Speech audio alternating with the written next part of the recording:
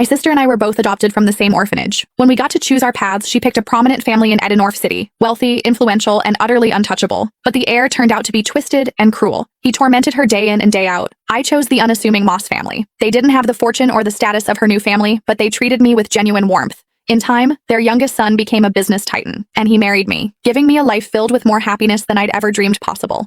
Consumed by jealousy, my sister secretly strangled me. But when I opened my eyes again, I found she had shamelessly stolen the life I'd built, this time, choosing the Moss family for herself. "Carmen," she sneered, "now it's your turn to suffer." I almost laughed out loud. Did she think the Moss heir was some simple jackpot? I opened my eyes on the very day my sister Hazel and I were to be chosen for adoption. "I'm very obedient, and I can do all the housework. Please pick me," Hazel simpered, putting on a show of perfect innocence, as she clutched the hand of Brad Moss, the Moss family's youngest son. So, she was a reborn too. "Girl," said a refined woman, her voice cool with confusion.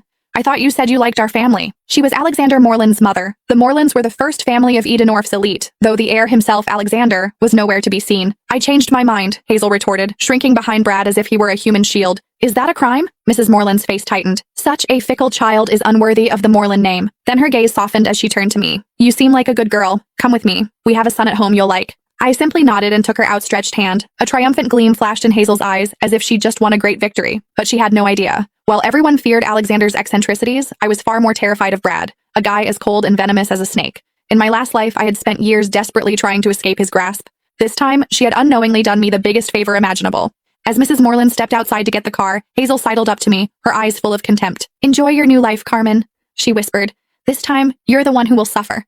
I didn't even bother to reply. Her gloating was nothing more than a clown's performance. She thought she had secured a fresh start, but the joke was on her. She hadn't escaped a fire. She had just jumped headfirst into a hell far more brutal than she could ever imagine. After I arrived at the Moreland estate, Mrs. Moreland gave me a private suite and hired a small army of tutors for piano, dance, and etiquette. She was gentle but frank. "Sweetheart, I'll be honest. I adopted a daughter to find a suitable match for my son. You must apply yourself. Alexander returns from abroad in a month.